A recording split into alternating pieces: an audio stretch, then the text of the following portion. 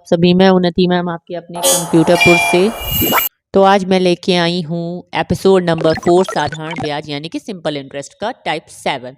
तो इसके first question type 7 का स्क्रीन पर रिप्रेजेंट है। इसमें कहा गया एक व्यक्ति ने 25,000 की 1/4 राशि साधारण ब्याज की किसी निश्चित दर पर तथा शेष राशि 4% प्रति वर्ष उच्च दर से निवेश की। यदि 2 वर्षों के लिए प्राप्त कुल ब्याज रुपए 4,125 है तो दूसरी राशि को किस दर पर निवेश किया गया था?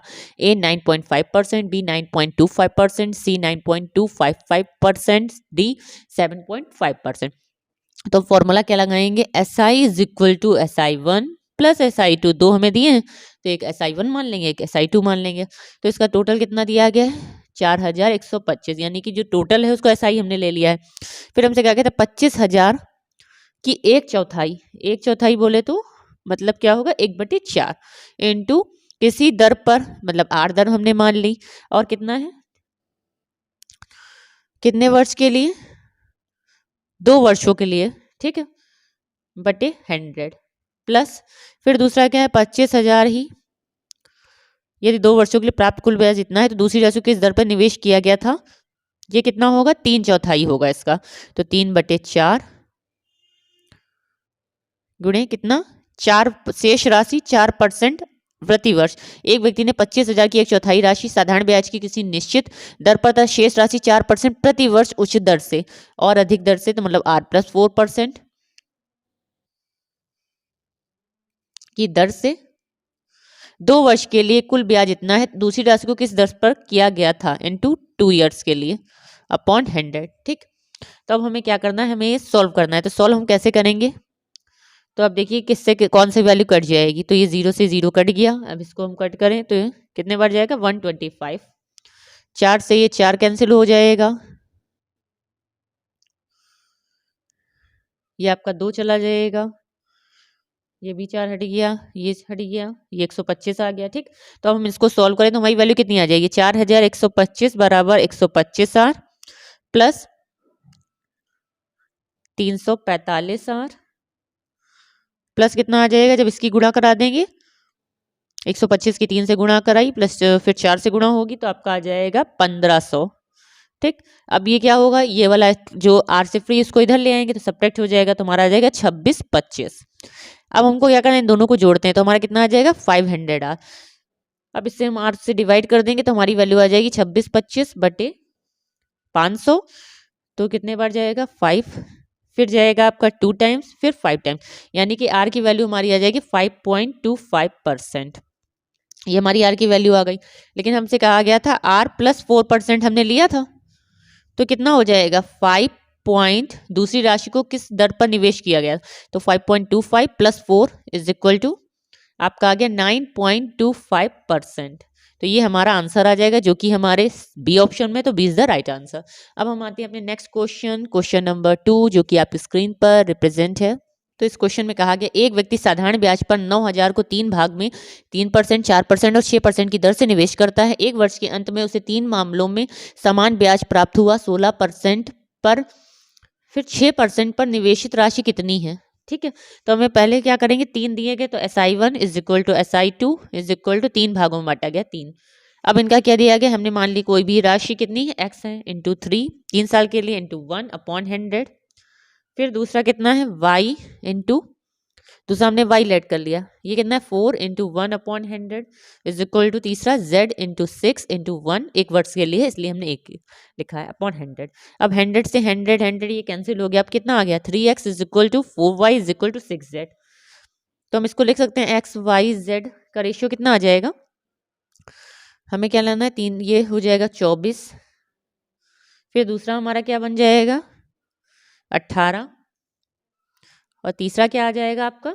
2, क्योंकि हमें क्या करना है? रेशियोज बराबर करने हैं। तो अब हम इसको कट करें तो हमारा कितना आ जाएगा? 4:3:2, ये हमारी वैल्यू आ गई। अब हमें क्या कहा गया था कि हमें 6% पर निवेशित राशि, तो 6% पर निवेशित राशि हमारी कितनी थी? 2। तो ठीक, हमसे कहा गया है अगर हम इनको देखें जोड़ें तो 4 3 7 7 2 9, तो 9 यूनिट की वैल्यू हमको कितनी दी गई है? 9,000 दी गई है, ठीक है। और हमें निकालनी कितनी है? 2 यूनिट की वैल्यू निकालनी है। तो 2 यूनिट बराबर कितना आ जाएगा? 2,000, क्योंकि 1 यूनिट बराबर 1,000, तो 2 यूनिट बराबर 2000, तो 2000 हमारा आंसर हो जाएगा जो कि हमारे ए ऑप्शन में है। अब हम आते हैं अपने नेक्स्ट क्वेश्चन, क्वेश्चन नंबर 3 जो कि आपकी स्क्रीन पर रिप्रेजेंट है। तो थर्ड नंबर क्वेश्चन में कहा गया है 50,250 की राशि को दो भागों में इस प्रकार विभाजित किया जाता है कि पहले भाग पर 7.5 वर्ष का साधारण ब्याज, फिर 8/1/3% प्रति वर्ष की दर से 8% प्रति वर्ष की दर से 5/1/4 वर्षों के दूसरे भाग पर साधारण ब्याज का 5/2 गुना है, तो दोनों भाग के बीच अंतर क्या होगा। तो हम रेशियो ले लेते हैं SI1 इज इक्वल टू हमारा कितना हो जाएगा SI2 की वैल्यू कितनी दी गई, रेशियो 5/2 गुना। ठीक, तो हमने इसको ले लिया 5/2।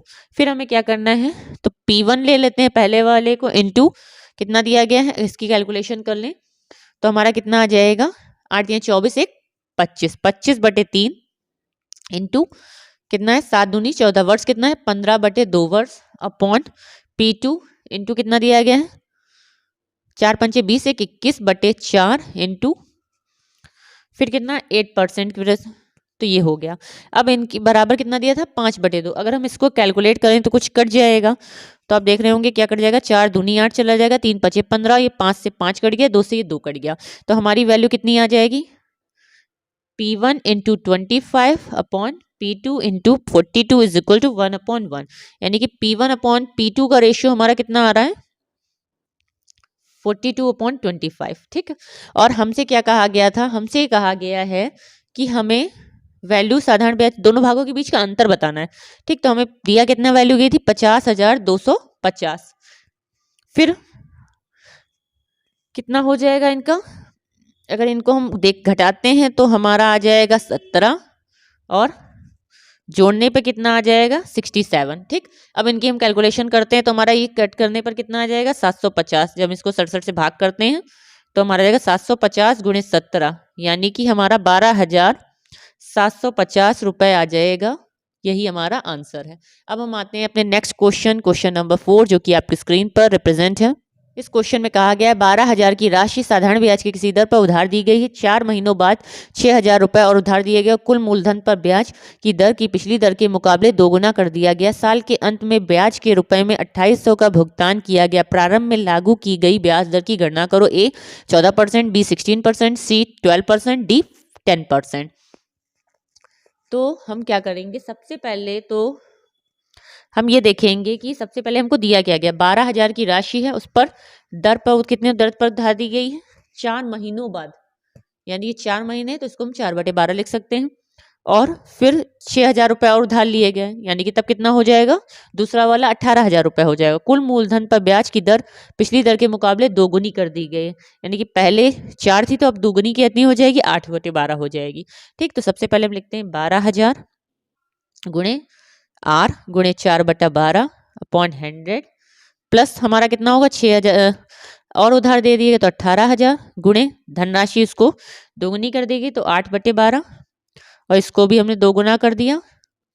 फिर हमारा ये कितना आ जाएगा 100 बराबर कितना दिया गया आपको 2800 दिया गया है। ठीक, अब इसको अगर हम सॉल्व करें तो ये कटेगा, ये कितना जाएगा 15, फिर इसको कट करेंगे तो ये 10, ये भी कट जाएगा, तो हमारी वैल्यू आ जाएगी 40R प्लस ये आपका आ जाएगा गुणा करने पर 240R इज इक्वल टू 2800। अब इनको अगर हम ऐड कर दें तो हमारा कितना आ गया 280R बराबर 2800, यानी कि R की वैल्यू हमारी कितनी आ गई 10%। तो 10% हमारे कौन से ऑप्शन में आ रहा है, डी ऑप्शन में, तो D is the right answer. अब हम आते हैं अपने नेक्स्ट क्वेश्चन, क्वेश्चन नंबर 5 जो कि आपकी स्क्रीन पर रिप्रेजेंट है।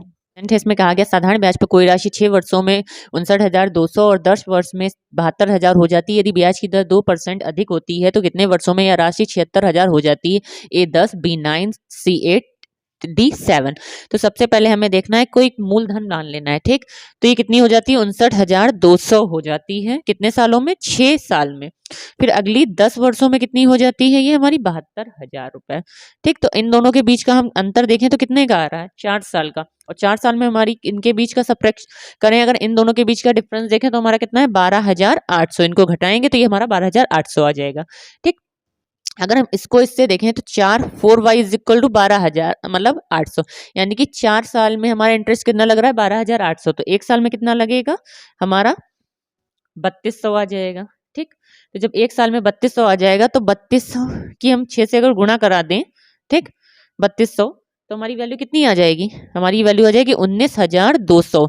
तो 19,200 और इनका वैल्यू, अब इन दोनों को हम अंतर करें तो हमारी वैल्यू कितनी आएगी, तो 59,200 में से अगर हम 19,200 सब्ट्रैक्ट कर दें हमारी, तो 40,000 वैल्यू आ जाएगी। 40,000 हमारा क्या है, मूलधन है, यानी कि पी की वैल्यू हमारी 40,000 आ गई। हमें निकालना है क्या, रेट ऑफ इंटरेस्ट निकालना है, यानी कि आर की वैल्यू में फाइंड आउट करनी है।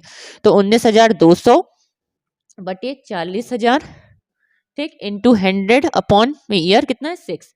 अब इनको हम कट करें तो ये 2 जीरो से 2 जीरो कैंसिल हो गए, ये 2 जीरो से ये 2 जीरो कैंसिल हो गए। अब इनको हम कट करेंगे तो ये कितने वाले 32। अब इनको हम पूरा सब्ट्रैक्ट अब इनको हम वैल्यू सॉल्व करते हैं तो हमारी वैल्यू कितनी आ जाएगी, हमारे पास वैल्यू आ जाएगी 8%। तो 8 की वैल्यू निकाली तो ये 8% आई, लेकिन हमसे कहा गया था कि 10 वर्षों में 72,000 हो जाती है। यानी कि अगर हम देखें तो हमारा ये कितना आया था, ये 76,000 हो जाती कही गई थी। 76,000 में से अगर हम 40,000 घटा दें तो हमारा कितना आ जाएगा 36,000 बराबर ये कितना होगा 40,000 गुणे हमारी आगे वैल्यू कितनी आ जाएगी, हमसे कहा गया था 10 सालों में, और टाइम पूछा मतलब टी पूछा गया है, और हमें क्या निकालना है अपॉन 100। तो ये कट जाएगा, 2 जीरो से 2 जीरो कैंसिल हो गए, ये 2 जीरो से 2 जीरो कैंसिल हो गए, ये 9 90 आया, 10 9 90, यानी कि टी बराबर 9 ईयर्स। तो कितने वर्षों में यह राशि 76,000 हो जाएगी, यानी कि 9 वर्षों में यह राशि 76,000 हो जाएगी। अब हम आते हैं अपने नेक्स्ट क्वेश्चन 6, जो कि आज की सीरीज का लास्ट क्वेश्चन है। इसमें कहा गया एक निश्चित धनराशि 8% वार्षिक साधारण ब्याज पर 3 वर्षों में 15,748 हो जाती है। वही धनराशि 4+2% वार्षिक साधारण ब्याज पर उतने ही समय में 16,510 हो जाती है।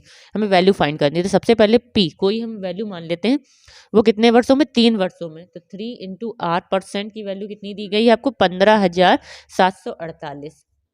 फिर आपसे कहा गया है वही राशि आपकी, दूसरा आपको क्या कहा गया है, ये कितने वर्षों में R+2, यानी कि 3 इंटू R+2 ईयर्स में, ये आपकी 3 इंटू R+2% में कितना हो रहा है 16,510 हो जाती है। ठीक, तो इनके बीच का अंतर देखें तो कितने का आ रहा है, कितने साल हो रहे हैं, यानी कि 6%। ठीक, तो 6% की वैल्यू कितनी आ रही है, इनको सब्ट्रैक्ट करें 76 यानी कि 762। ठीक, तो आपकी वैल्यू कैसे आएगी, क्योंकि हमको जो ये वैल्यू दी गई, मान लो अगर हम इनका डिफरेंस निकालें तो हम क्या देखते हैं कि कोई वैल्यू अपने आप में 100% होती है। ठीक, तो ये 100% हो गई। अब हमको क्या था 6% अपॉन कितना हो गया, वैल्यू कितनी दी गई थी 462। ये जो आपका डिफरेंस आएगा वो आपका 462 आएगा। ठीक, अब हमें क्या करना है, ये जो डिफरेंस आया है इंटू 15,748, तो इनको हम जब सॉल्व करेंगे तो हमारी वैल्यू आ जाएगी 124, यानी कि इसको हम लिख सकते हैं 124%। ठीक, तो हमने देखा कि R% या फिर R% जो है मतलब 3 इयर्स में आपका जो आप देख रहे हो ये 124 आया। ठीक, तो हम देख लें ये कितना हो गया 124%। ठीक, तो इन दोनों के बीच का अंतर कितना है 24%, यानी कि कितना ज़्यादा बढ़ रहा है, ये 24% अधिक हो रहा है। तो हम देखेंगे 3 साल में कितना बढ़ रहा है 24%। ठीक, तो 1 साल में कितना बढ़ेगा, 1 साल में हो जाएगा 24/3 यानी कि 8%। तो 1 साल में हमारा कितना आ रहा है 8% आ रहा है। तो 8% हमारे कौन से ऑप्शन में आ रहा है, ए ऑप्शन में। तो ए इज द राइट आंसर। तो ये हैं आज की सीरीज के कुछ 6 क्वेश्चंस। तो इस टाइप के क्वेश्चंस की आप प्रैक्टिस कीजिएगा। अगर कोई क्वेरी हो तो आप मुझसे कमेंट बॉक्स में पूछ सकते हैं। Thank you class.